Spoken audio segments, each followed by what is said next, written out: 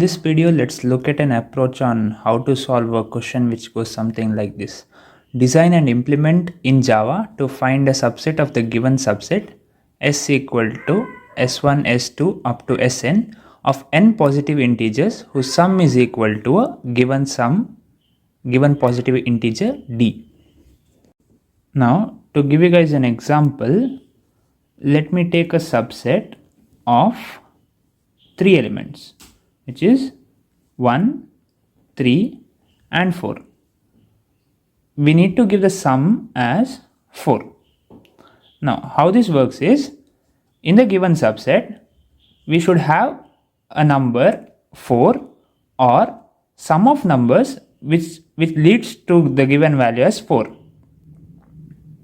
If we manually trace this subset, we'll find that 1 plus 3 gives you 4. That is one probability. Or the number 4 will give you 4. That is the second possibility. So there are two possibilities. But in our program, how we find the answer to the given question is, we'll trace through all the possibilities. How to trace through all the possibilities?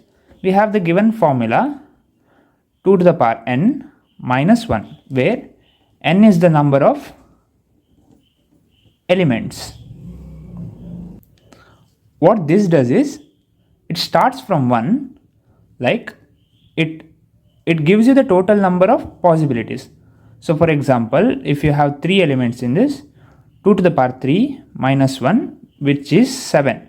This is the total number of possibilities for a given subset of 3 elements. Let's verify this. So there's one possibility, there's 2, and if you choose an individual element, there's the third possibility. Now, if you combine 2 elements, 3 and 4, there's one more possibility.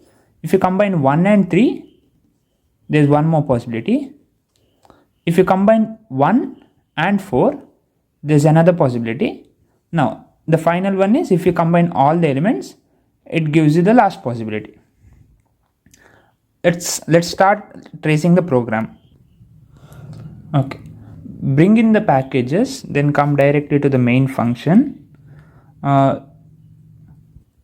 Create an array A of maximum size up to 10. Also create an array X. Create an array A of maximum size up to 10. Also create an array X which gives you maximum size 10. Also, these are the initializations of the variables that I'll be needing in the program. Now coming to the flow of the program, enter the number of elements. This is n is the size of the subset of the elements. Now to fill the subset, we'll take A as the subset which needs to be filled, this A. So in here we'll be filling, we'll be manually typing the inputs. That is this line of code. Next up, we have to fill the sum that is needed to be found out. Okay. Now, if the given sum is greater than 0, as I said, this line of code is to check the total number of possibilities. Int I equals 1, I less than or equal to math.power 2 comma n minus 1, which is 2 power n minus 1 I plus plus. Okay. The object is called for the method subset I, n and x. The parameters I, initially I is 1, n is the size, x is the empty array. When this method is called, the program goes back into this method. These are the parameters passed. Num, which was I, it is given as 1, n is the size, n is given as 3, and int x, which is the array. Let's take the same example that I have given in the beginning of the video. Now initially what these two lines of code does is, for I equals 1 up to 3, will fill all the index values as 0. All the x of I goes to be 0. Now, for the for loop, for I equals 3, num not equals 0, I minus minus. And I is given as 3 initially, num is 1, num not equals 0, I minus minus. What we need to do is update the value of x of I for each increment. Now, num is given as 1. 1 mod 2. What is 1 mod 2? 1 mod 2 is 1 itself. So, x of 3 is updated to 1. X of 3 is updated to 1, which initially was 0. It's updated to 1. Rest of them are still 0.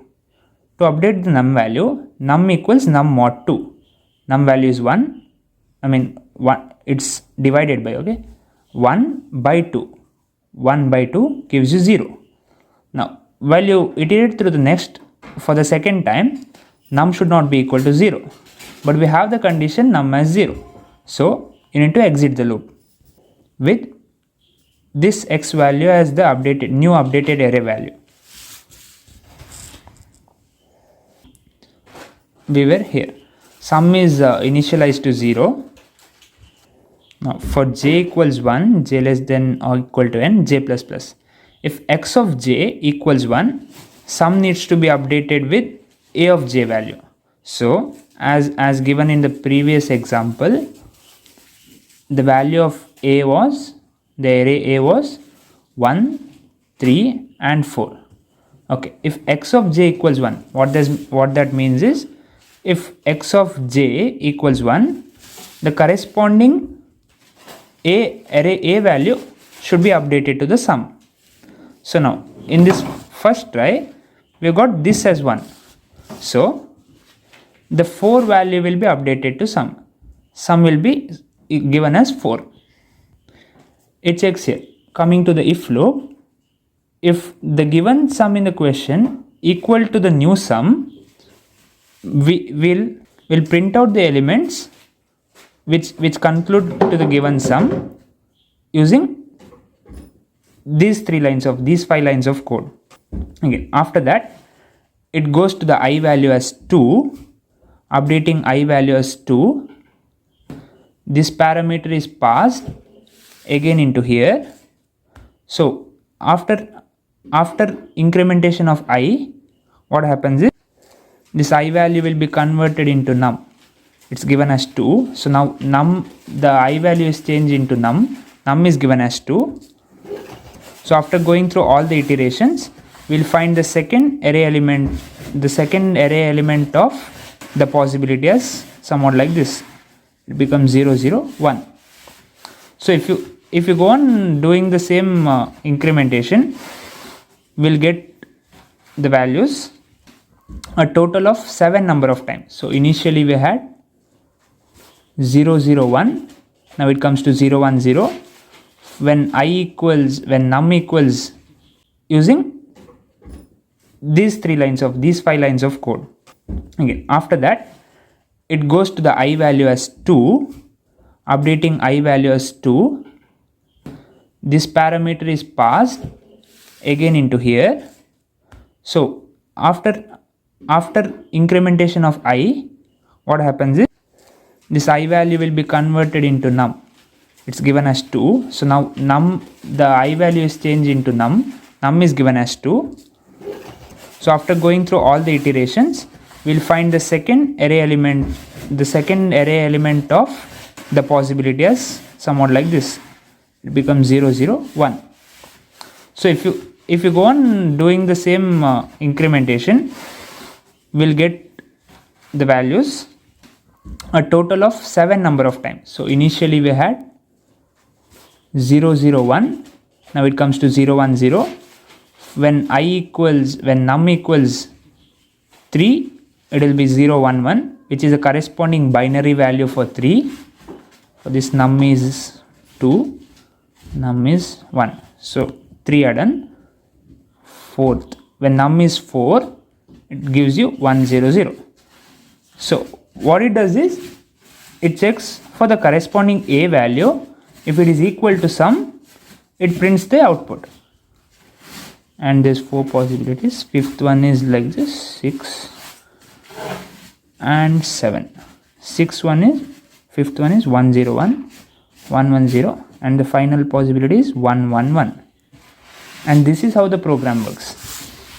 Now, after checking all the possibilities, we need to note that if the answer is given, if the answer is found out, the present flag will turn to 1. After all the iterations, if you still didn't find the present, if you still didn't get the answer, the present flag will be initialized to 0 itself. So if nothing is found, finally the answer will be given as solution does not exist.